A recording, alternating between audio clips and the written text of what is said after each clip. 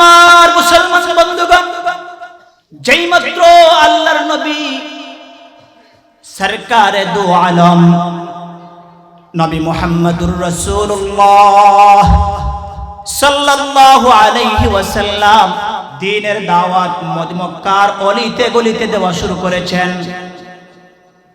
মুসলমানেরা নবীর দাওয়াত শুনে একে একে মুসলমান হইতে শুরু করেছে। বেঈমানদের গায়ে জ্বালা পোড়া শুরু হয়েছে। বেঈমানরা মক্কার মানুষদেরকে নবীর সোহবত থেকে বিরত রাখার জন্য তারা নবীজির দুশ্চর্চা করতে শুরু করেছে। কখনো বলে নবীজি জাদুঘর, কখনো বলে জাদুগীর, কখনো বলে মাজনুন, পাগল। এইভাবে বিভিন্ন ভাবে নবীকে তারা গালমন্দ দুশ্চর্চা করতে শুরু করেছে। নবীর মনটা দুর্বল হয়ে গেছে।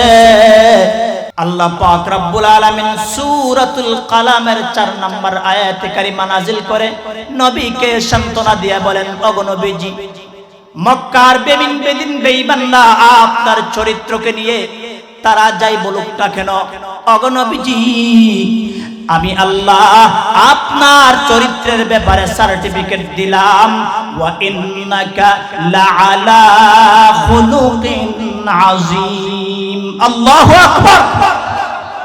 আল্লাহ বলেন, ওগো নবীজি, ওয়া ইন্নাকা লাআলা খুলুকিন আযীম। ওগো নবীজি, নিশ্চয়ই আপনি মহান চরিত্রের অধিকারী। সুবহানাল্লাহ।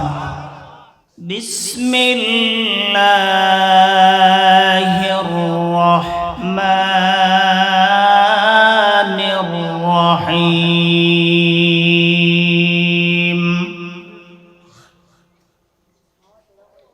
ওয়া ইন্নাকা লাআলা খুলুকিন আযীম।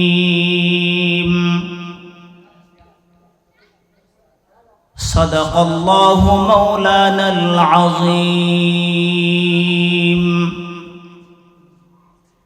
وصدق رسوله النبي الأمي الكريم ونحن على ذلك من الشاهدين والشاكرين والحمد لله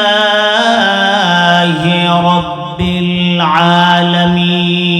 العالمين.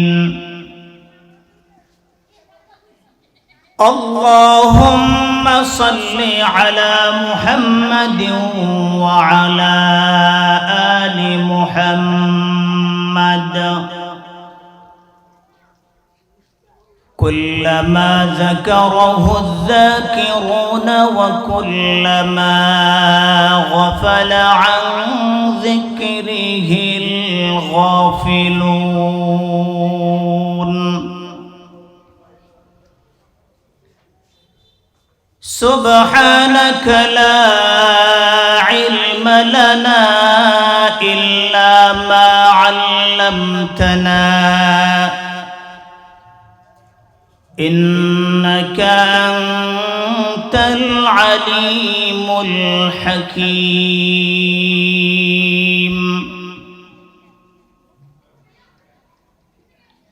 رخسار صبر کا ذرا پردہ اٹھا دو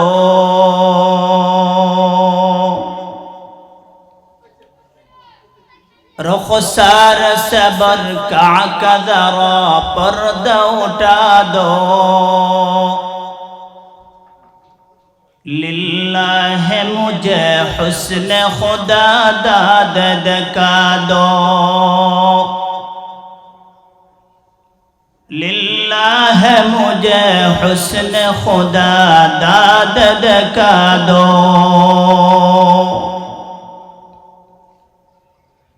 اے بحر کرم صدق حسین بن علی کا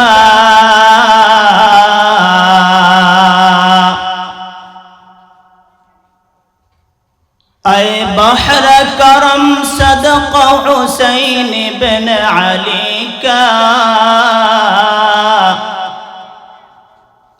प्यासा हो मुझे शरबत दीदार पिला दो,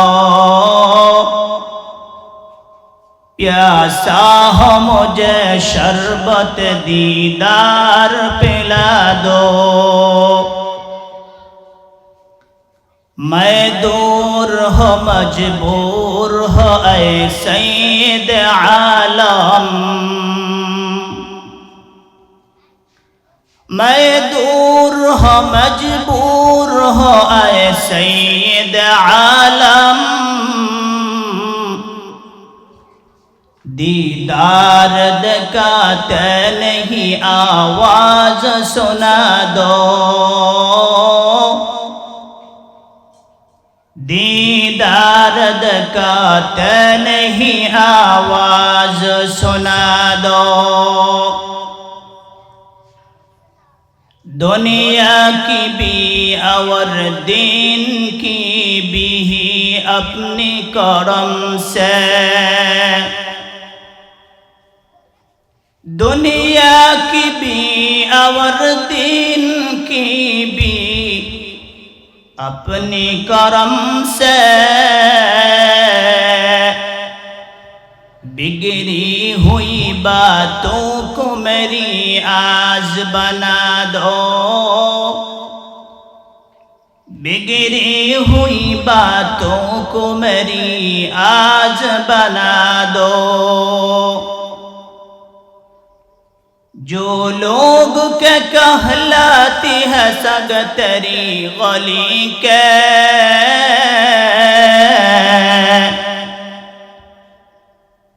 जो लोग के कहलाती है सग तेरी गली के, उन लोगों की दफ्तर में मेरा नाम लिखा दो, उन लोगों के दफ्तर में मेरा नाम लिखा दो। जबान को ले जिक्र कोई ला इलाहा,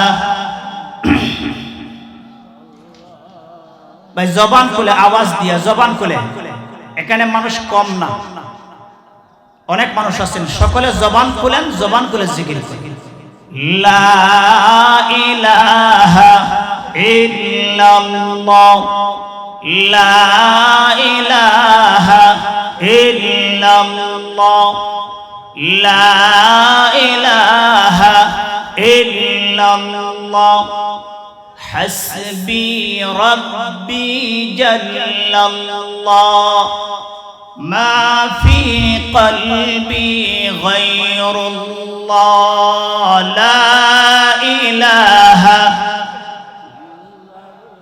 ভাই আওয়াজ হচ্ছে না, জিকির করা কি গুনাহ? জিকির করলে দিল নরম হয়। জিকির করবেন, আওয়াজ দিয়া করবেন। যার জবান নাই সে তো আর জিকির করতে পারবে না, ঠিক কিনা বলেন? তো আল্লাহ পাক আপনাকে আমাকে জবান দিয়েছেন, তো ওই জবান বন্ধ করে বসে থাকলে পরে এই জবান নিতে তো আল্লাহর বেশি দেরি লাগে না, ঠিক কিনা বলেন? এজন্য জবান খুলে একটু জিকির করি লা ইলাহা ইল্লাল্লাহ।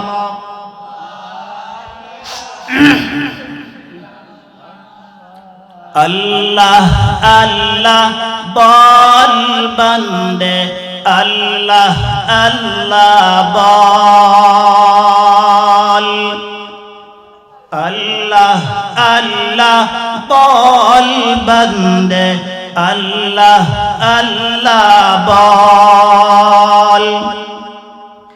जिक्र इलाही करते हुए, जिक्र इलाही करते हुए दिल को रोशन कर ला इलाहा इल्लल्लाह,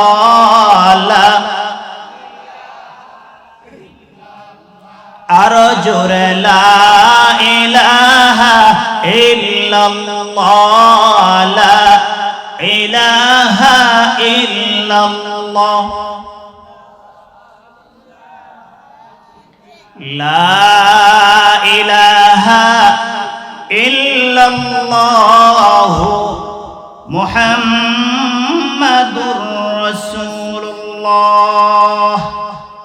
সকলে জবান খুলে পড়ি সাল্লাল্লাহু আলাইহি ওয়াসাল্লাম। ঐতিহ্যবাহী দ্বীন শিক্ষাপীঠ কালাখারুল আনোয়ারুল উলুম মাদ্রাসার উদ্যোগে আয়োজিত আজকের ওয়াজ ও দোয়া মাহফিলের সম্মানিত সভাপতি সাহেব, দরকাশ থেকে আগত বাবার বয়সী শ্রদ্ধাভাজন মুরব্বিয়ানে আজম, দেশ ও জাতির মেরুদণ্ড হযরত উলামায়ে কেরাম, সম্মুখপানে সমবেত অত্র এলাকার সর্বস্তরের প্রাণ প্রিয় মুসলমান ভাইরা, মাইকের আওয়াজ যতটুকু পর্যন্ত বসতেছে পর্দার আড়ালে বসা সম্মানিতার শ্রদ্ধেয়া মা ও বোনেরা, সর্বপ্রথম মহান আল্লাহ জাল্লা জালালুহু আম্মা নওয়ালুহু এর দরবারে লাখো কোটি শুকর আর সুজুদ, যে আল্লাহ জাল্লা জালালুহু আম্মা নওয়ালুহু আপনাকে আমাকে হাজারো লাখো কোটি মানুষ থেকে যাচাই করে বাছাই করে আজকের এই মুবারকময় মাজলিসে আসার বসার পাশাপাশি আমাকে কোরআন হাদিস থেকে কিছু কথা বলার, আপনাদেরকে শ্রবণ করার তৌফিক দান করেছেন। সেজন্য সকলেই দিল থেকে উচ্চ আওয়াজে কালিমাত শুকর আদায় করি, সকলেই পড়ি আলহামদুলিল্লাহ। মহব্বতে ঈমানের আওয়াজকে উঁচু করে মহব্বতে আরেকটু জোরে পড়ি আলহামদুলিল্লাহ। মুহতারাম হাজিরিন, আমি আলোচনা শুরু করার পূর্বেই দু একটি কথা না বললে নাই হয়। এটা নিয়ামতের নিমক হারামি হয়ে যাবে। সেজন্য আলোচনার শুরুতেই আমি শ্রদ্ধার সাথে স্মরণ করছি আমার ওই সমস্ত উস্তাদগণকে, যাদের অক্লান্ত পরিশ্রম আর মেহনতের বিনিময়ে আজ কোরআন ও হাদিস থেকে আপনাদেরকে কিছু কথা বলার মতন তৌফিক আল্লাহ আমাকে দান করেছেন। তো আল্লাহ পাকের কাছে দোয়া করি, আমার যে সমস্ত উস্তাদগণ দুনিয়া থেকে বিদায় হয়ে গেছেন, আল্লাহ যেন তাদের মাকবারাকে জান্নাতের বাগান বানায় দেন। জবান খুলে পড়ি আমিন। আমার যে উস্তাদগণ দুনিয়াতে জীবিত আছেন, আল্লাহ পাকের কাছে দোয়া করি আল্লাহ যেন তাদেরকে নেকের সাথে হায়াত বাড়ায় দেন। সকলে পড়ি আমিন। আপনাদের মাদ্রাসার মহাপরিচালক আমার উস্তাদে মুহতারাম, যিনার কাছে আমি মক্তবে কোরআন পড়েছি, বিশুদ্ধ কোরআন পড়েছি, আপনাদের মাদ্রাসায় আছেন আরেকজন উস্তাদ বয়ান করবেন। আমি হুজুরের কাছে কিতাবখানায় শুরু থেকে নাহবে মির পর্যন্ত পড়েছি। আমার অত্যন্ত মহব্বতের উস্তাদ, হুজুর আমাকে অনেক মহব্বত করেন। অলুয়া মাদ্রাসার দীর্ঘদিন যিনি নিজামতির দায়িত্ব পালন করেছেন, বর্তমানে চন্দনিয়া মাদ্রাসায় সুনামের সাথে নিজামতির দায়িত্ব পালন করছেন। দোয়া করি আল্লাহ তাআলা যেন আমার প্রাণ প্রিয় উস্তাদ বিন্দুকে আল্লাহ তাআলা যেন নেকের সাথে হায়াত বাড়ায় দেন। সকলে বলি আমিন। আমি আপনাদের খেদমতে লম্বা চূড়া বেশি বয়ান করব না। পরবর্তী মেহমান আসার আগ পর্যন্ত আপনাদের খেদমতে কিছু কথা বলবো। আমি আপনাদেরকে আমার কথাগুলি, দ্বীনের কথাগুলি বুঝাইতে আমার কাছে তেমন কষ্টও হবে না, কারণ আপনারা যে এলাকায় জন্ম, আপনাদের বাসা যেমন আমার বাসাও তেমনই। আমি যদিও সিলেটে থাকি, কিন্তু আপনাদের পার্শ্ববর্তী এলাকার আমি। তো সুতরাং আশা করি আপনারা আমার কথা বুঝতেও সমস্যা হবে না। তবে আলোচনা শুরু করার পূর্বেই আমি এলাকাবাসী যুবক এবং বৃদ্ধ বাবাদের কাছে অনুরোধ করব, আপনারা অযথা সময় নষ্ট না করে রাস্তাঘাটে, হাটে বাজারে, বাড়ি করে অযথা সময় নষ্ট না করে আপনারা মেহেরবানি করে মাহফিলে চলে আসুন। এখনো যদি বাহ্যিকভাবে এখন যদি আপনার ফায়দা মনে করেন না, বুঝেন না, কিন্তু মরণের পরে বুঝবেন এখানে বসার কি লাভ হয়েছে। সুতরাং মুসলমান আমরা আমাদের দুনিয়া নিয়ে, আমাদের ব্যস্ত পরিবার নিয়ে, সংসার নিয়ে, দুনিয়া নিয়ে, ক্ষেত খামার নিয়ে, নিজের জীবন নিয়ে ব্যস্ত, কিন্তু ওইদিকে তাগুত শক্তি, ইহুদি খ্রিস্টান, লাল কুত্তার দলেরা আমাদের মুসলমানদের বিটা বাড়ি দখল করার জন্য দিন রাত 24 ঘন্টা তারা মেহনত করে যাচ্ছে, কিন্তু আমাদের মুসলমানদের কোনো খবর নাই। আপনারা জেনে থাকবেন বিগত কয়েকদিন পূর্বে আমরা যেই দেশে বসবাস করছি 95% মুসলমানের দেশ, মুসলমানের দেশে মুসলমানের আইনে মুসলমানের দেশ চলবে, মুসলমানরা রাজত্ব করবে। সেই দেশে তাগুত শক্তি, ইসকন, সন্ত্রাসীরা তারা চাইতেছে মুসলমানদের ভূখণ্ডকে দখল করে তারা তাদের মন মতন এই দেশকে পরিচালনা করবে। তারা দিন রাত 24 ঘন্টা সেই মেহনত করে যাচ্ছে। আপনি আমি মুসলমানের কোনো খবর নাই, ঠিক কিনা বলেন?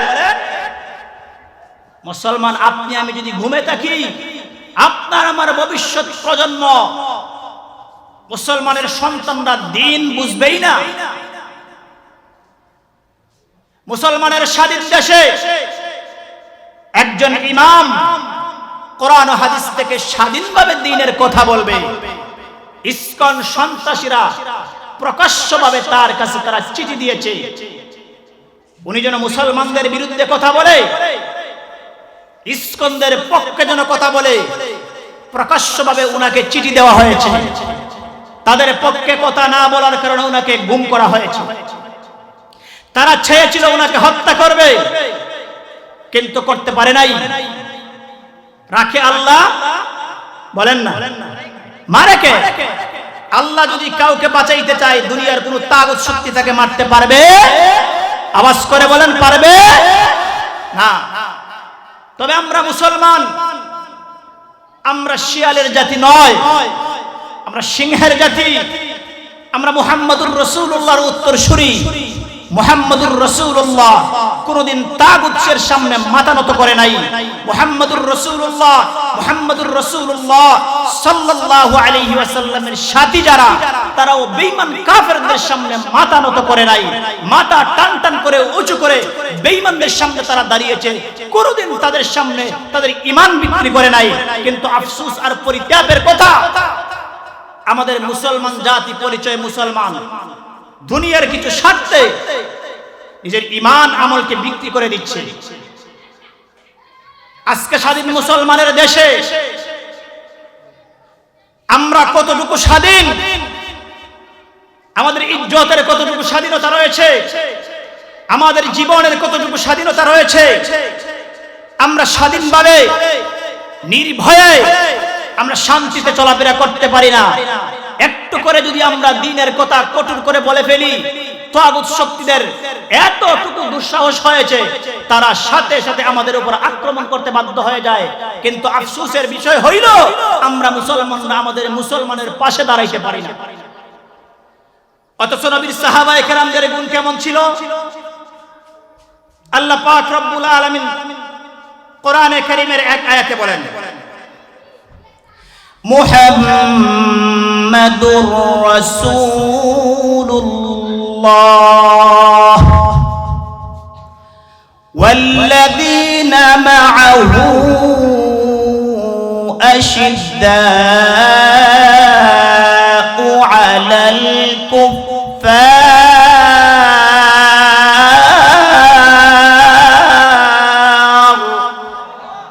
আর জোরে আল্লাহু আকবার। আমার মুসলমান বন্ধুরা, সাহাবায়ে কেরাম তারা বেদিন বেঈমানদের সামনে কঠোর। ইসলামের কোন বিষয় নিয়ে বেদিন বেঈমানরা যদি নাক গলাইছে, ইসলাম ও মুসলমান নিয়ে যদি বেদিন বেঈমানরা কোনো কথা বলে, সাহাবায়ে কেরাম বেঈমানদের সঙ্গে আপোষ করেন নাই, তবে সাহাবায়ে কেরাম পরস্পরের মধ্যে ভালোবাসা ছিল। কিন্তু আজকে আমাদের মুসলমানের অবস্থা হয়ে গেছে, আমরা মুসলমান পরস্পরে আমাদের সম্পর্ক ঠিক রাখতে পারি না, আমাদের পরস্পরে ভালোবাসা নেই, বেঈমানদের সাথে আমাদের বন্ধুত্ব সম্পর্ক। মুসলমান ভাই ভাইয়ের সঙ্গে মিল নেই, আছে না নাই? আরো জোরে বলে। বাপ ছেলে মিল নাই, মা ছেলে মিল নাই, পাশের বাড়ি ভাইয়ের সাথে মিল নাই। কিন্তু দূরের বেঈমান মুসলমান, বেঈমানের সাথে তার সম্পর্ক, কিন্তু মুসলমানের কাজ ছিল, মুসলমানের গুণ ছিল, মুসলমানের সঙ্গে তার সম্পর্ক থাকবে, বন্ধুত্ব থাকবে। বেঈমানের সাথে তার বন্ধুত্ব হতে পারে না। বেঈমান কোনোদিন তোমার কল্যাণ চাবে না, বেঈমান চাবে তোমাকে কেমন করে মুসলমানিত্ব থেকে বেঈমানদের খাতায় নাম লেখাইতে পারে। ঠিক কিনা বলেন? বেঈমান চাবে না, বেঈমান কোনোদিন চাবে না তোমাকে, তোমার প্রতি আসক্ত চাবে না, তোমাকে নিয়ে যাওয়ার চেষ্টা করবে। বন্ধুরা আমার, সুতরাং আজ আমরা আমাদের একটা পথ, আমরা যদি মুহাম্মদুর রাসূলুল্লাহ সাল্লাল্লাহু আলাইহি ওয়াসাল্লামের আদর্শকে যদি আমরা অনুসরণ করতে পারি, আমরা ফলো করতে পারি, আমাদের ব্যক্তিগত জীবন থেকে নিয়ে রাষ্ট্রীয় জীবন পর্যন্ত প্রত্যেকটা জীবনের প্রত্যেকটা সেক্টরের প্রত্যেকটা কাজের সুস্পষ্ট সমাধান পাওয়া যাবে। এর চেয়ে অন্য কোনো পথ যদি আমরা অবলম্বন করি, করতে পারবো, কিয়ামত পর্যন্ত করতে পারবো, কিন্তু আমাদের জিন্দেগির সঠিক সমাধান পাবো না। আপনি মুহাম্মদুর রাসূলুল্লাহ সাল্লাল্লাহু আলাইহি সাল্লামের আদর্শকে মাইনাস করে আপনি ইহুদি খ্রিস্টান লাল কুত্তাদের আদর্শকে ধারণ করেছেন।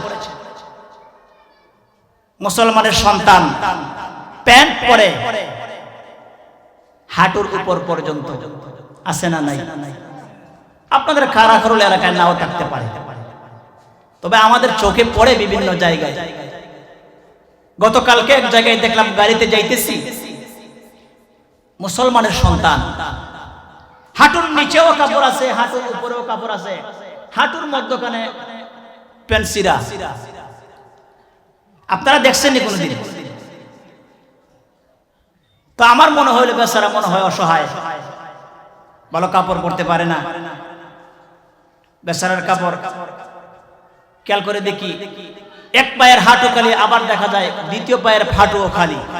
আমি বিষয়টা বুঝলাম না, সেলাই করার মতন সুই সুতাও কি তার কাছে নাই?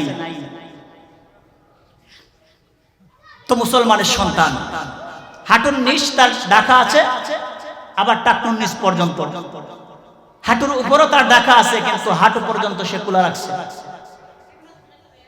এটা নাকি আধুনিক জমানার যুবক ছেলেদের, নাকি এটা ডিজিটাল জমানার নাকি বহিঃপ্রকাশ। হ্যাঁ, মুসলমানের সন্তান, তুমি যদি মুসলমানের সন্তান হয়ে থাকো, তোমার নবীর আদর্শ সাহাবায়ে কেরাম গ্রহণ করেছেন। সাহাবায়ে কেরামদের থেকে তোমার নবীর আদর্শ তুমি গ্রহণ করতে পারো, তোমার নবীর সিরতের 63 বছর জিন্দেগির কোন জায়গায়, সিরতের কোন কিতাবে, কোন জায়গায় তুমি দেখাইতে পারবা মুহাম্মদুর রাসূলুল্লাহ সাল্লাল্লাহু আলাইহি ওয়াসাল্লাম এরকম ভাবে কোন জামা পরেছে, এরকম ভাবে কোন প্যান্ট পরে আডু খালি রেখে দুই পাশ ভরাট করে রেখেছে? দেখাইতে পারবা না। আরো কি, প্যান্ট এমন ভাবে পড়তেছে, নামাজে গেলে পরে তার বটার তার প্যানের কাছে অসহায় হয়ে যায়। বেচারার প্যান্ট এত নিচে চলে যায়, তার বটার তার প্যানের কাছে অসহায় হয়ে যায়। এটা কি মুসলমানের সন্তানের পোশাক? এটা মুসলমানের সন্তানের পোশাক হতে পারে না। মাহতারাম হাজিরিন, আমি আপনাদের খেদমতে নবীজির চরিত্রের কিছু বর্ণনা আপনাদের খেদমতে বর্ণনা করব। উলামায়ে বিন্দু উলামায়ে কেরাম আছেন, কোরআন ও হাদিস থেকে তাত্ত্বিক আলোচনা আপনাদেরকে শোনাবেন। আমি আপনাদেরকে একটু মাথায় ফিকির ঢুকাবো, আমার নবীর আখলাকটা কেমন ছিল, আর আমি ওই নবীর উম্মত দাবি করি, আপনার আমার আখলাকটা কেমন, একটু মিলায় নেন। অথচ আপনি আমি দাবি করি, আশা করি মরণের পরে ওই নবীর হাতে হাউজে কাউসার পান করব, ওই নবীর শাফাআতের আশা করি, ওই নবীর সুপারিশ ছাড়া জান্নাতে যাইতে পারবো না। আপনার আমার নবীর অনুমতি ছাড়া জান্নাতে যাওয়ার মতন কাহারও কোনো সাহস হবে না। সুবহানাল্লাহ বলেন। জান্নাতের গেট তালা থাকবে, সমস্ত নবীরা একে একে যাবে, সমস্ত নবীদের উম্মতরা একে একে যাবে। জান্নাতের গেটের সামনে যাওয়ার পরে ঢোকার জন্য অনুমতি চাইবে, ভেতর থেকে বলবে, জান্নাতের দারোগা বলবে, কে? বলবে আমি আদম ও সফিউল্লাহ। বলবে এখনো জান্নাতের গেট খোলার সুযোগ নেই, সময় হয় নাই। একে একে ঈসা পয়গম্বর পর্যন্ত একে একে সব পয়গম্বররা যাইবে, কিন্তু জান্নাতের গেট খোলা হবে না যতক্ষণ পর্যন্ত মুহাম্মদুর রাসূলুল্লাহ সাল্লাল্লাহু আলাইহি ওয়াসাল্লাম জান্নাতের গেটে না যাবেন, জান্নাতের গেট খোলার জন্য না বলবেন, ততক্ষণ পর্যন্ত জান্নাতের গেট খোলা হবে না। আওয়াজ করে বলেন সুবহানাল্লাহ।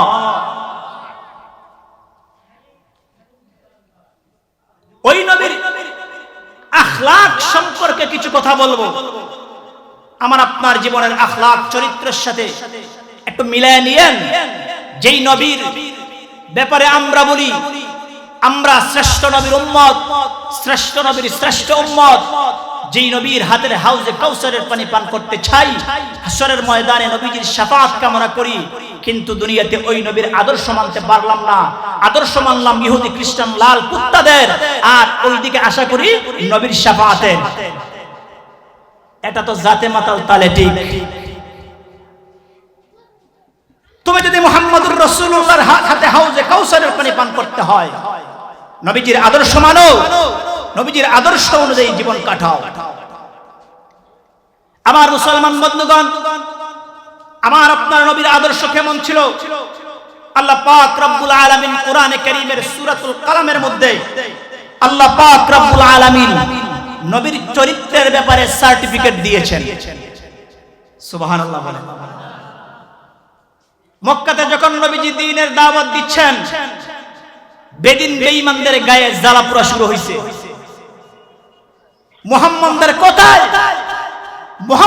কথায় জাদু আছে।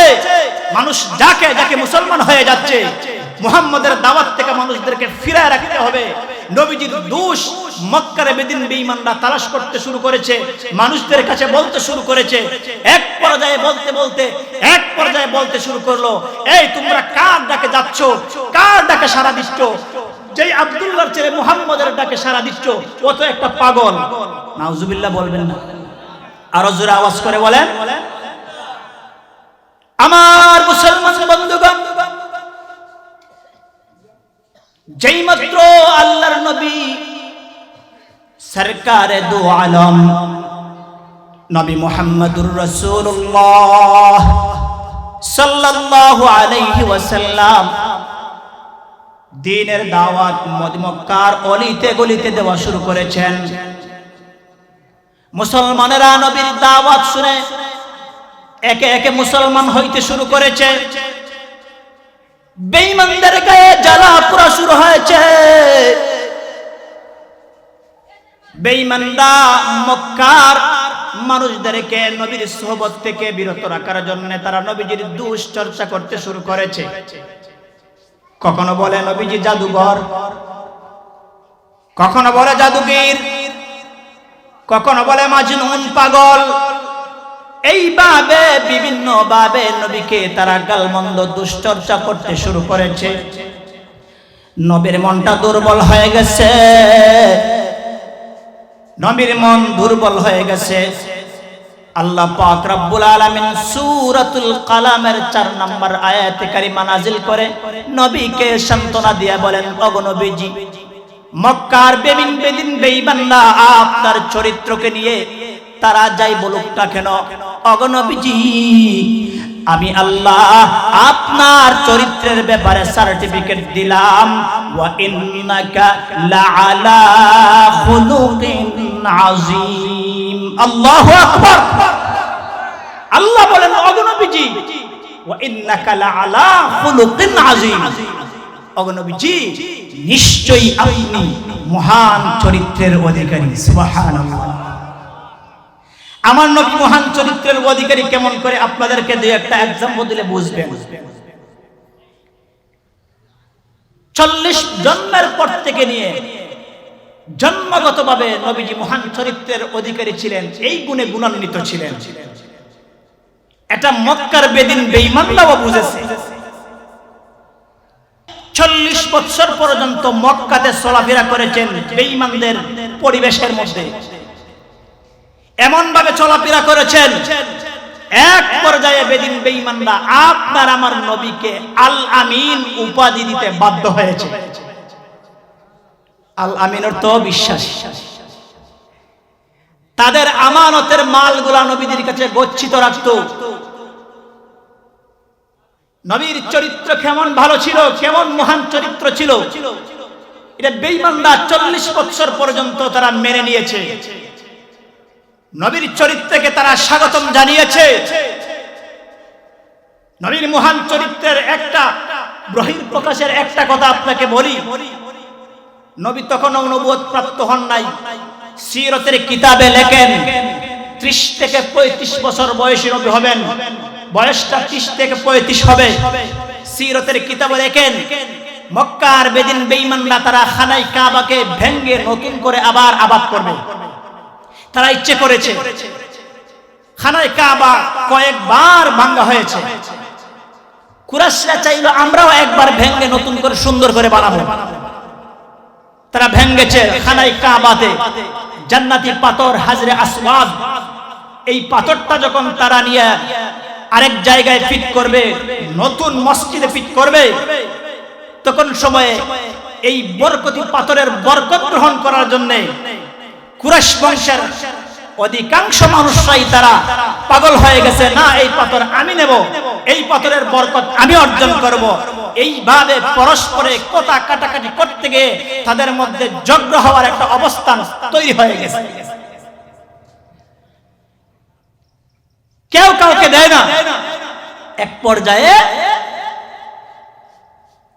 কুরাইশদের একজন নেতা বলল, ও কুরাইশ সম্প্রদায়, তোমরা পরস্পর যেইভাবে কথা কাটাকাটি শুরু করেছো এটা সমাধানের পথ নয়।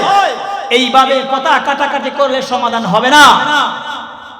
আমার মনে হয় মক্কার ভেতরে একজন মানুষ আছে, ওই মানুষ ওই কাজের ওই পাথরটা নেওয়ার সুস্পষ্ট সুন্দর সমাধান দিতে পারবে, এছাড়া আর কেউ পারবে না।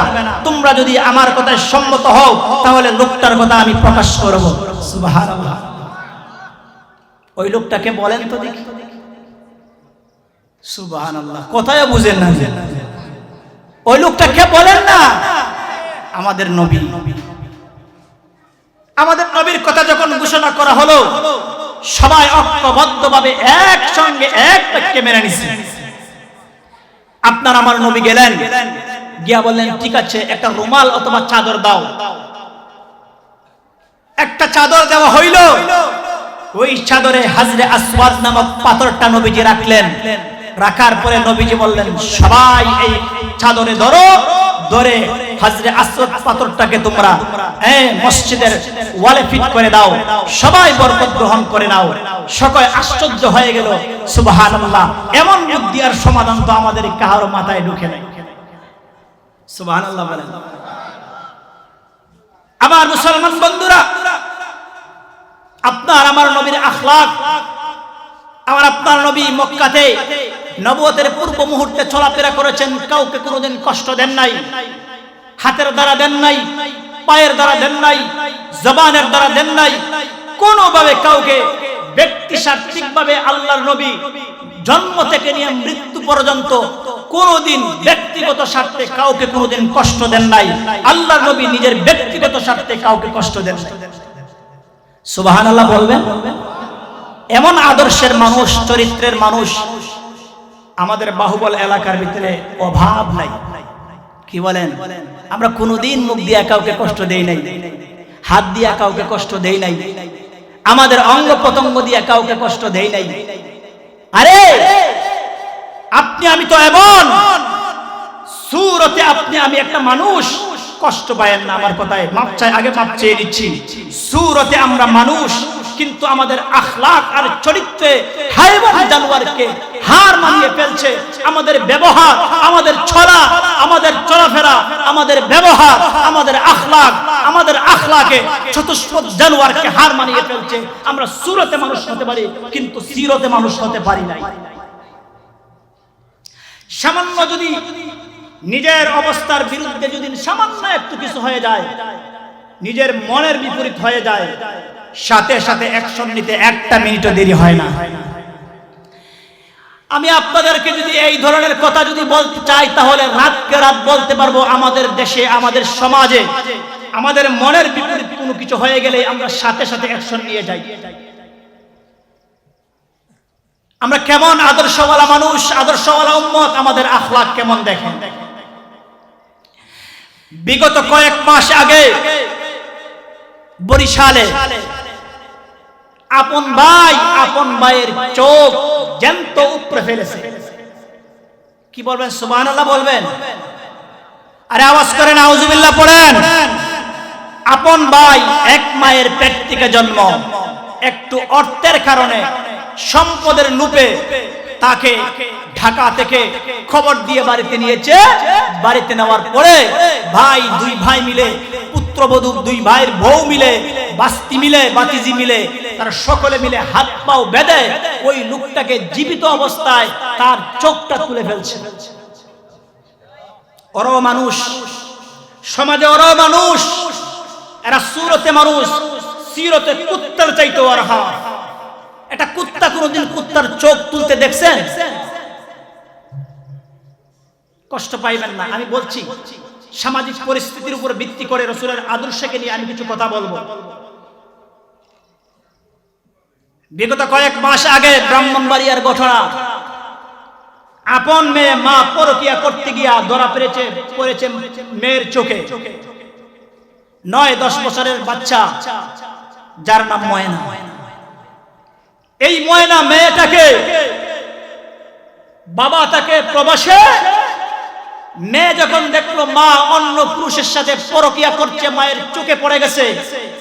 মা ওই সন্তান বাবাকে বলে ফেলবে, সেটা থেকে বাঁচার জন্য প্রলোভন করে মা তার পরকিয়া স্বামীকে নিয়ে পরামর্শ করে ওই মেয়েটাকে টর্চারিং করে, সবগুলো আমি ভাষা দিয়ে বলতে পারবো না, এমন নোংরা ভাষা আমার জবান দিয়ে বলতে পারবো না, মেয়েটাকে আত্মহত্যা করেছে, মেয়েটাকে মেরেছে, মেরে মেয়েটাকে মসজিদের ছাদে নিয়ে রেখে দিয়েছে, মসজিদের হুজুরকে ফাঁসানোর জন্য। আমাদের বাংলাদেশ, আমাদের প্রশাসনটাও এমন, মসজিদে পাওয়ার কারণে ইমাম এবং মুয়াজ্জিনকে হ্যান্ডকাপ পরিয়ে জেলে নিয়ে গেছে, তাদেরকে রিমান্ডও দিয়েছে। পরে তদন্ত করে দেখা যায় ইমাম মুয়াজ্জিন এইগুলোর সাথে কোনো সম্পর্ক নাই। আপনারা বলেন, ওই মেয়ের মাও তো মা কিনা বলেন? আমরা বলে থাকি তো মা এবং বাবার চাইতে আপন কেউ।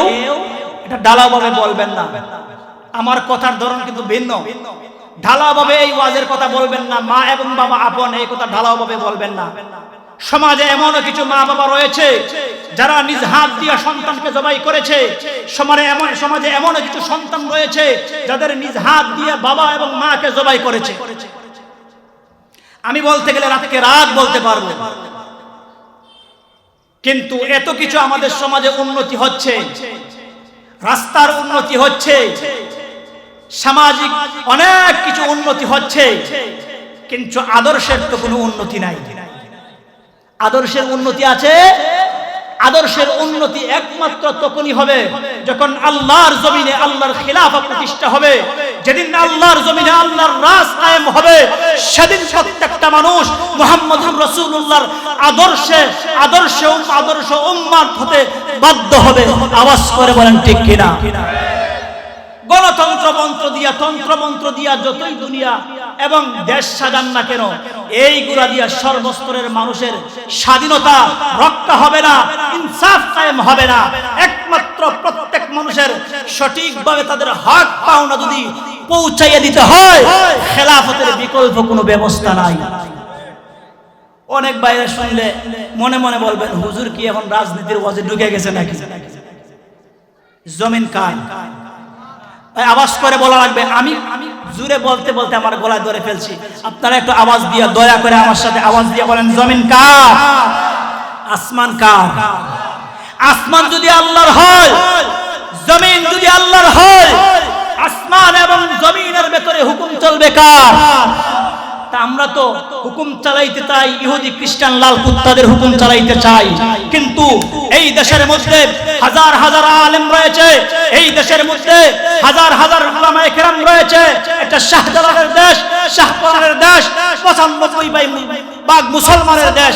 এখানে আমরা যদি আল্লাহর দিন, আল্লাহর হুকুম যদি কায়েম করার চেষ্টা চালায় না যায়, স্মরণ রাখেন, খাতা কলম থাকলে লেখে রাখেন, আল্লাহর আদালতে আমাদের জবাবদিহি করা লাগবে। বলতে পারেন হুজুর আল্লাহর জমিনে আল্লাহর দিন প্রতিষ্ঠা কেমনে করব? এক দিক দিয়ে আমরা চেষ্টা করব। এক নাম্বার হলো জিহাদ ফি সাবিলিল্লাহ, অস্ত্রের মাধ্যমে জিহাদ। যদি আমাদের মধ্যে এই পরিবেশ নেই, দ্বিতীয় নাম্বার দাওয়াত ও তাবলীগ, আল্লাহর জমিনে আল্লাহর বান্দাদের কাছে দ্বীন কায়েম করা, আল্লাহর বান্দাদের কাছে আল্লাহর দ্বীনের কথা বলা। আমরা যদি আজকে জনগণকে যদি আমরা তাদেরকে দ্বীন বুঝাইতে পারতাম, আল্লাহর জমিনে আল্লাহর খেলাফত প্রতিষ্ঠা হলে পরে, আল্লাহর রাজ কায়েম হলে পরে সর্বসাধারণ মানুষদের কি অধিকার তারা পাইতো, সেটা যদি আমরা বুঝাইতে পারতাম, আজকে জনসাধারণ সেটাই চাইতো, কিন্তু সেটা আমরা বুঝাইতে পারি না। শত শত হাজার হাজার দিনকে দিন রাতকে রাত প্রত্যেকটা গ্রামগঞ্জে দ্বীনি মাহফিল হচ্ছে। আজকে আমাদের আলোচনা হচ্ছে জান্নাতের আলোচনা আর জাহান্নামের আলোচনা, কিন্তু আল্লাহর জমিনে আল্লাহর দ্বীন প্রতিষ্ঠা করে মানুষের ইনসাফ এবং আদল কিভাবে পৌঁছায় দেওয়া যায় সেই চেষ্টা আমাদের মধ্যে নাই, সেই চেষ্টা আমরা করি না। শুধুমাত্র আজ আমরা চাই আমাদের প্রত্যেকের জীবন কিভাবে প্রতিষ্ঠা করতে পারি।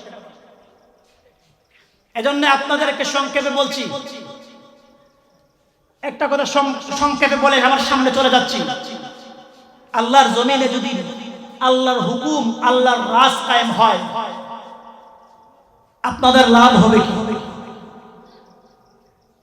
একথা আমার মনে হয় অধিকাংশ উলামায়ে কেরাম বয়ান করেন, বলেন না। আমার মনে হয় যদি বলতেন, জনসাধারণ দ্বীন প্রতিষ্ঠার জন্য তারাও মেহনত করতেন। আপনারা দেখেন আমাদের সমাজে অনেক দুর্বল ফ্যামিলি রয়েছে, যেই ফ্যামিলিতে 4-5 জন মেয়ে সন্তান থাকে, শুধুমাত্র রোজগার থাকে একজন বাবা, কিন্তু ওই বাবা রোজগার করে ওই মেয়েদের ভরণ পোষণ করতে পারে না, বাধ্য হয়ে গার্মেন্টসে সন্তানকে পাঠায় দেয় কিনা বলেন? ওই বাবা করবে কি? কিন্তু ওই বাবার সন্তানদের দায়িত্ব তো রাষ্ট্র নেওয়ার কথা ছিল, কিন্তু রাষ্ট্র তো ইসলামী হুকুমত অনুযায়ী রাষ্ট্র চলছে না। রাষ্ট্র যদি ইসলামী হুকুমতের ভিত্তিতে চলতো, তাহলে বাইতুল মাল থেকে, রাষ্ট্রীয় কোষাগার থেকে ওই সন্তানদের ভরণ পোষণের দায়িত্ব নেওয়ার দরকার ছিল। ইসলামী হুকুমত কায়েম হলে বাইতুল মাল থেকে ওই বাচ্চাদের ভরণ পোষণ নেওয়া হবে। অনেক বিধবা আছে, আমরা ওই বিধবাদেরকে আমরা ওই যারা অসহায় তাদেরকে আমরা কি করে, আমরা তাদেরকে আমরা সহজ একটা জায়গা পাইছি, আমরা বৃদ্ধাশ্রমে দিয়ে দিই। কেন? আজকে সেই ব্যবস্থা না থাকার কারণে। আজকে যদি রাষ্ট্রীয়ভাবে যদি ইসলাম থাকতো, ইসলামের হুকুমত থাকতো, তাহলে এই সমস্ত অসহায়দের দায়িত্ব ইসলাম নিয়ে যেত। আমার মুসলমান বন্ধুগণ, আমরা ইনশাআল্লাহ সামনে নির্বাচন আসতেছে। আপনাদের এলাকার সূর্য সন্তান, উনিও মনে হয় খেলাফত মজলিসের পক্ষ থেকে উনি মনে হয় প্রার্থী হবেন। একজন আলেম, আমি অন্তত পক্ষে এতটুকু বুকে হাত দিয়ে বলতে পারি, ইচ্ছে করে জনগণের হক নষ্ট করবে না। একজন আলেম নবীজির সিরত পড়েছেন, একজন আলেম নবীজির হাদিস পড়েছেন, একজন আলেম আল্লাহর কোরআন পড়েছেন, উনি জানেন কার কি দায়িত্ব। আমরা যদি মনে করি একজন আলেমকে আমরা সিলেকশন করতে পারি, তাকে যদি আমরা তাকে যদি আমরা জয়যুক্ত করতে পারি, আশা করি ওনার মাধ্যমে সাধারণ জনগণের উপকার হবে, আল্লাহর দ্বীনের উপকার হবে। আমরা এমনও দেখেছি ওয়াজ মাহফিল করতে গিয়া বক্তা দ্বীনের কথা বলতে পারে না, কোরআনের কথা বলতে পারে না, সেকুলার এমন কিছু মানুষ রয়েছে তারা মাইক টেনে আলেমদের মুখ থেকে নিয়ে যায়। আমরা আর এইগুলো দেখতে চাই না, আমাদের দেশে এগুলো আর আমরা দেখতে চাই না। এক নম্বরে আমরা নবীজির আদর্শ উম্মত হতে হবে, আমরা নবীজির আদর্শকে ফলো করে আমরা চলতে হবে, নবীজির চরিত্রকে আমরা ফলো করে আমাদের মধ্যে বিদ্যমান করতে হবে, সেগুলো আমরা গ্রহণ করে আমাদের চরিত্রকে সুন্দর করতে হবে। আমাদের দ্বারা যেন কোনো একটা মানুষ কষ্ট না পায়, সামাজিকভাবে বলেন, ব্যক্তিগতভাবে বলেন, পারিবারিকভাবে বলেন, রাষ্ট্রীয়ভাবে বলেন, কোনো একটা মানুষ যেন, কোনো একটা মাখলুক যেন আমাদের আচরণের কারণে কষ্ট না পায়, এই চেষ্টা আমাদের করা লাগবে। আমার মুসলমান বন্ধুগণ, বলছিলাম আপনার আমার নবীর চরিত্রের কথা।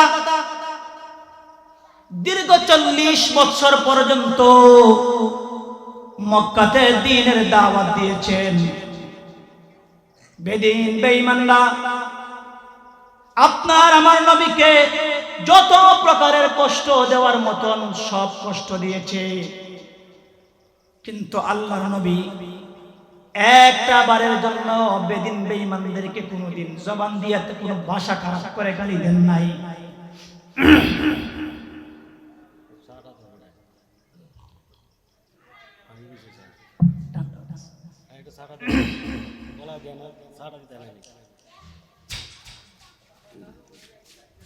দীর্ঘ 40 বছর পর্যন্ত মক্কা দ্বীনের দাওয়াত দিয়েছেন। বেঈমানরা কতভাবে আপনার আমার নবীকে কষ্ট দিয়েছে। কাবার চত্বরে সালাত আদায় করতে গিয়েছেন, বেদিন বেঈমানরা নবীজির মাথার উপরে উটের পচা নারী বুড়ি ছেড়ে দিয়েছে। নবীজি গড়াগড়ি করছেন, মাথা মুবারক তুলতে পারেন না। আমার নবী কাবার চত্বরে সালাত আদায় করতে গেছেন, বেঈমানরা আপনার আমার নবীর মধ্যে, নবীর গলার মধ্যে গামছা বেঁধে তারা টানা হেঁচড়া করেছে। আমার মুসলমান বন্ধুরা, মক্কার অলিতে গলিতে দ্বীনের দাওয়াত পৌঁছেছেন। পাথরের গিরিপথে প্রকাশ্যভাবে নামাজ পড়তে পারেন নাই, প্রকাশ্যভাবে আল্লাহর গোলামি করতে পারেন নাই। আল্লাহর নবী হযরত আলী কাররামাল্লাহু ওয়াজহাহু কে সাথে করে শুরু জমানায় নবুয়ত পাওয়ার প্রাথমিক অবস্থায় কাবার গিরিপথে আল্লাহর নবী হযরত আলীকে সাথে করে নামাজ পড়েছেন, লুকিয়ে লুকিয়ে নামাজ পড়েছেন। মুসলমান বন্ধুরা আমার, আজকে আমরা স্বাধীনভাবে নামাজ পড়তেও আমাদের কোনো বাধা নাই, রোজা রাখতেও আমাদের কোনো বাধা নাই, তারপরেও আমরা মসজিদে আসতে পারি না, তারপরেও আমরা আল্লাহর গোলামি করতে পারি না। কিন্তু সাহাবায়ে কেরাম, নবীজি তারা প্রকাশ্যভাবে নামাজ পড়তে পারে না, দ্বীনের কথা বলতে পারতো না, চুপে চুপে লুকিয়ে লুকিয়ে ইসলামের শুরু জামানায় নবীজি সাহাবায়ে কেরামদেরকে নিয়ে দ্বীনের কথা মানুষের কাছে পৌঁছাইতেন। হযরতে ওমর ফারুক রাদিয়াল্লাহু আনহু ইসলাম গ্রহণ করার পরে নবীজিকে বলেন, ইয়া রাসূলুল্লাহ, আর নবীজি লুকাইয়া লুকাইয়া দ্বীনের কথা বলা যাবে না, এখন প্রকাশ্যভাবে মক্কার জমিনে মানুষের কাছে দ্বীনের কথা বলা লাগবে।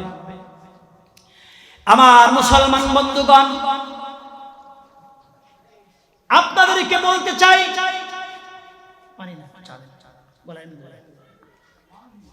আমার মুসলমান বন্ধুগণ, আল্লাহর নবী, দ্বীনের নবী, রাহমাতুল লিল আলামিন নবী মক্কাতে কষ্ট করে নবীজি চুপে চুপে মানুষের কাছে কাছে গিয়ে গিয়ে দ্বীনের দাওয়াত দিচ্ছেন। বেদিন বেঈমানরা আমার আপনার নবীকে মক্কার দীর্ঘ 13টি বছর পর্যন্ত এত পরিমাণ কষ্ট দিয়েছে, কষ্টের কোনো দিক বাকি রাখে নাই, এমন কোনো দিক নাই কষ্টের বাকি রাখে নাই। সাহাবায়ে কেরাম ধৈর্যহারা হয়ে এক পর্যায়ে নবীজিকে বলছেন, ইয়া রাসূলুল্লাহ, ওগো নবীজি, আর সহ্য করা যাচ্ছে না, হিজরত করার পারমিশন আমাদেরকে দেন। আল্লাহর নবী সাহাবায়ে কেরামদেরকে প্রাথমিকভাবে কয়েকবার বিভিন্ন জায়গায় হিজরতের পারমিশন দিয়েছেন। নবীজির আদরের সাহাবী হযরতে আবু বকর সিদ্দিক রাদিয়াল্লাহু আনহু এক পর্যায়ে বললেন, ওগো নবীজি, হিজরতের পারমিশন কি দেওয়া যাবে না? আল্লাহর নবী বলেন, আবু বকর, একটু অপেক্ষা করো, এখনো তোমার হিজরত করার সুযোগ হয় নাই, সময় হয় নাই। এক পর্যায়ে আল্লাহর নবী হযরত আবু বকর সিদ্দিক রাদিয়াল্লাহু তাআলা আনহুকে বলেন, ও আবু বকর, আল্লাহর পক্ষ থেকে আমাকে হিজরতের অনুমতি দেওয়া হয়েছে। আবু বকর, তোমাকে নিয়ে আমি মক্কা ছেড়ে মদিনায় হিজরত করব, তুমি রেডি থাকো। আল্লাহর নবী যখন আবু বকর সিদ্দিক রাদিয়াল্লাহু আনহুর বাড়িতে গেলেন, আবু বকর সিদ্দিক রাদিয়াল্লাহু আনহুর বাড়িতে গিয়ে যখন এই সংবাদ শোনালেন, হযরতে আবু বকর সিদ্দিক রাদিয়াল্লাহু আনহু খুশি হয়ে কান্না করতে শুরু করলেন। সুবহানাল্লাহ। একটু জিকির করি, লা ইলাহা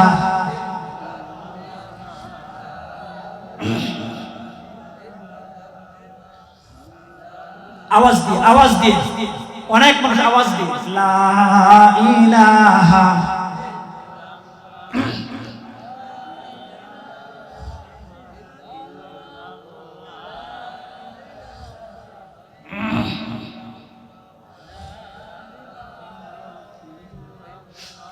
লা ইলাহা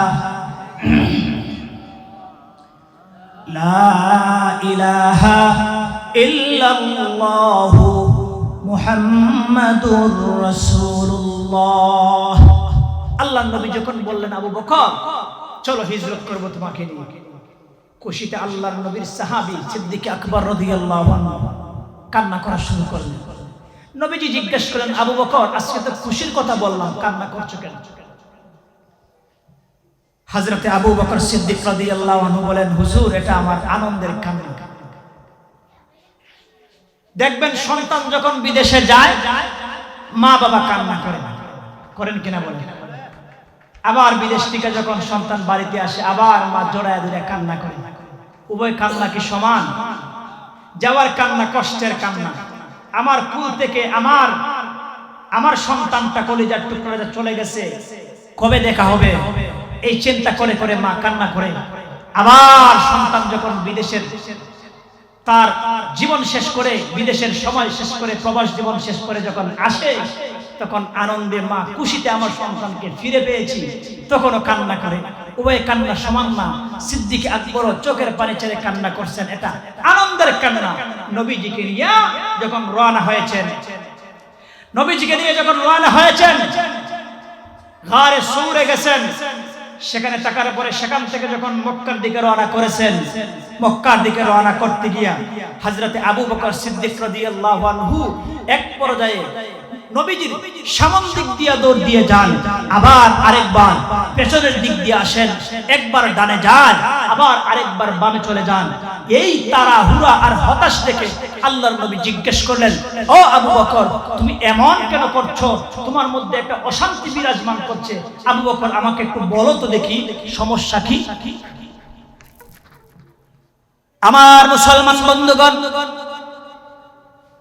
এবার আবু বকর সিদ্দিক রাদিয়াল্লাহু আনহু বলেন, ইয়া রাসূলুল্লাহ, ইয়া হাবিবাল্লাহ, ওগো নবীজি, আপনি জানেন না আমি কেন একবার আপনার সামনের দিকে যাই, আবার কেন দৌড় দিয়া পেছনের দিকে চলে আসি? একবার ডান দিকে যাই, আরেকবার বাম দিকে যাই। ওগো নবীজি, জানেননি এমনটা কেন করি? আমি জানি গো নবীজি, মক্কায় আপনার দুশমনের অভাব নাই।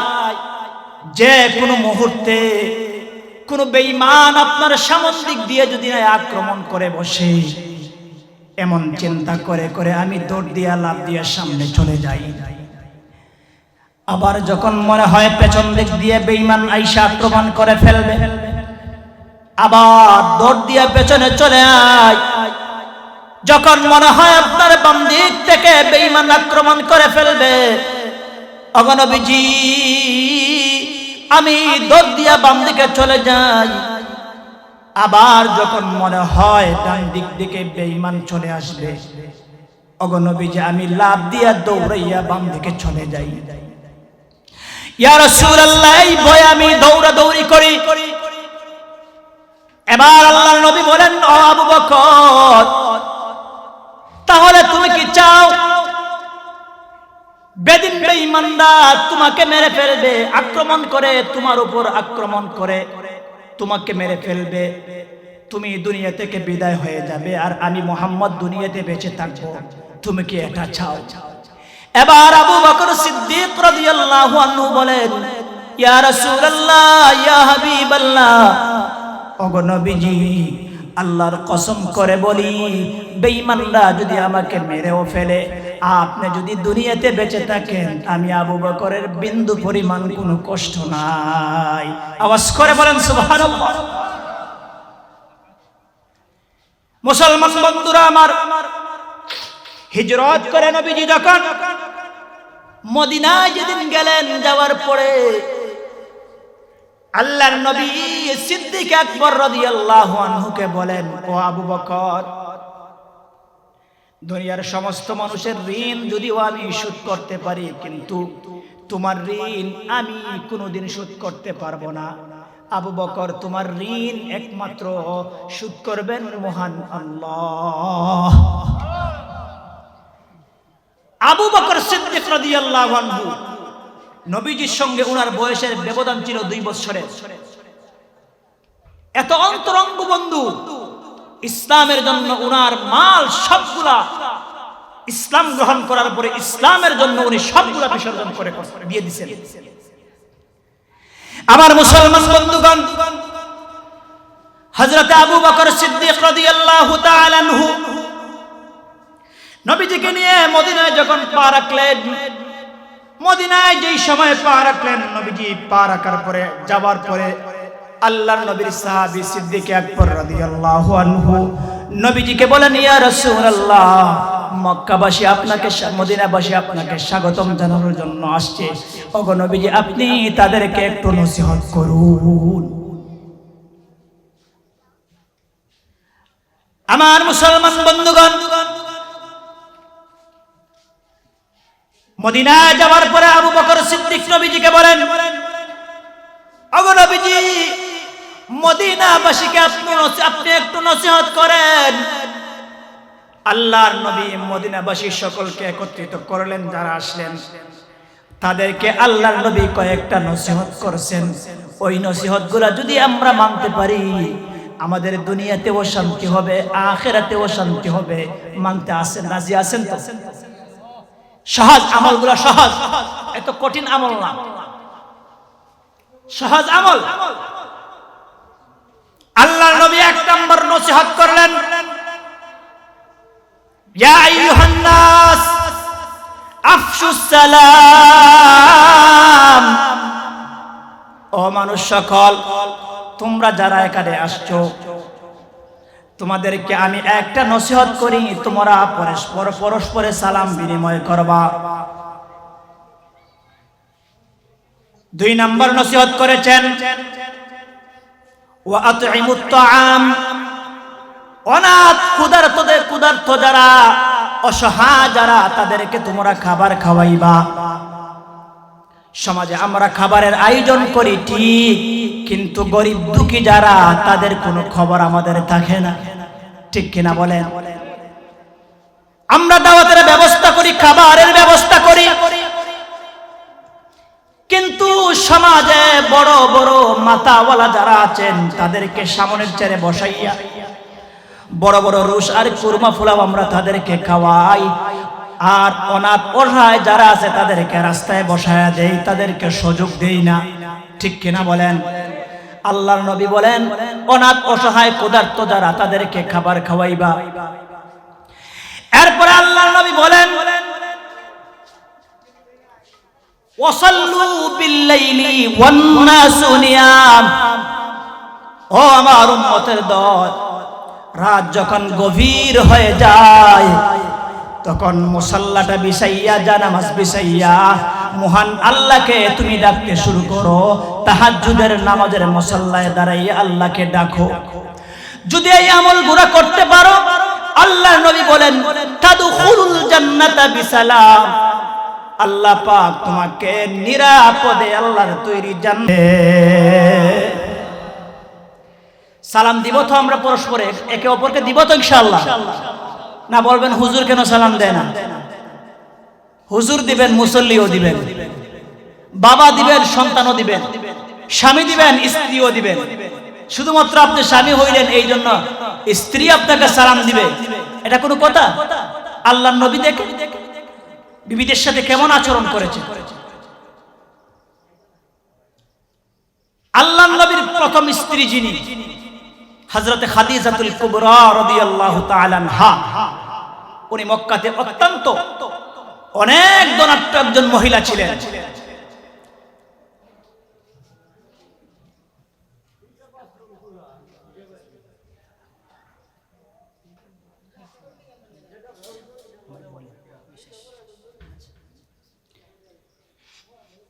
খাদিজাতুল কুবরা রাদিয়াল্লাহু আনহা অনেক ধনাঢ্য একজন মহিলা ছিলেন, বুঝছেন?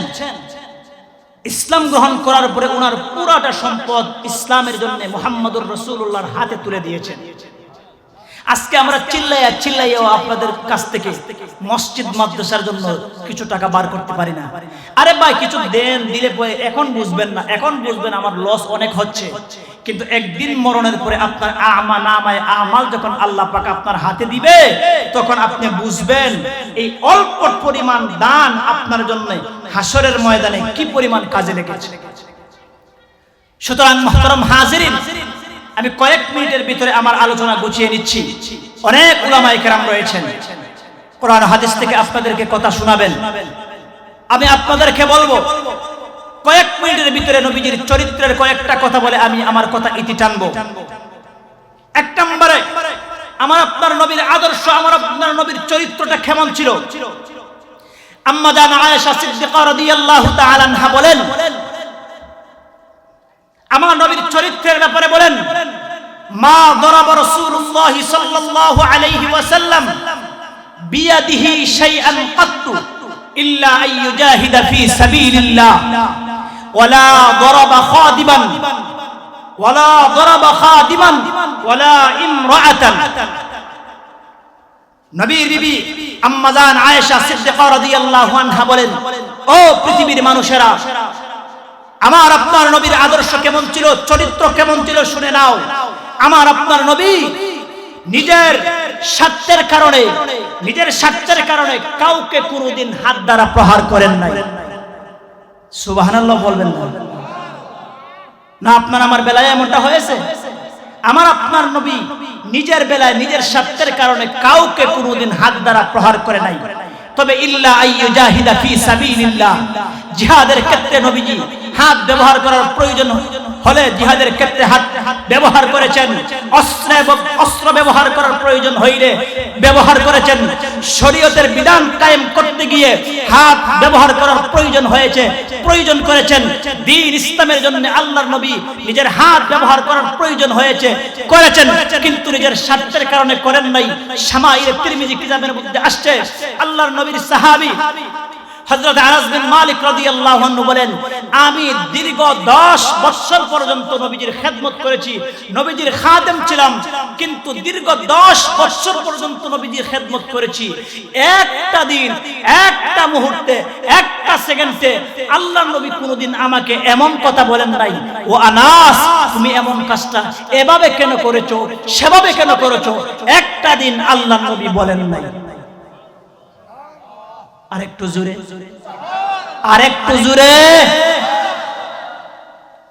আমার মুসলমান বন্ধুগণ, তাহলে কি বুঝলাম আমরা? নবীর চরিত্র মহান চরিত্র, নবীর এই চরিত্র থেকে, নবীর এই মহান চরিত্র থেকে উম্মত হিসাবে আমাদের গ্রহণ করা লাগবে। যদি গ্রহণ করতে হয় নবীজির সিরত আমরা পড়তে হবে। নবীজির সিরত যদি আমরা স্টাডি করতে পারি, পড়তে পারি, নবীজির 63 বছরের জিন্দেগীর সিরত যদি আমরা ফলো করি, পড়ি, তাহলে এই নবীজির এই আদর্শ আমাদের মধ্যে ফিট করতে পারবো। ফিট করলে আমাদের জীবন সুন্দর করে সুন্নতে নববী অনুযায়ী যদি আমরা আদর্শ নবীর আদর্শ উম্মত হতে পারবো। আমরা সেগুলো যদি নবীজির আদর্শগুলো যদি দুনিয়াতে আমরা বাস্তবায়ন করি, আল্লাহর হুকুম রাসূলের তরিকায় জীবন যাপন করি, আমাদের দুনিয়াতেও শান্তি হবে, পরকালে আমরা মরতে দেরি হবে, আল্লাহর তৈরি জান্নাতে যাইতে একটা মিনিটও আমাদের দেরি হবে না।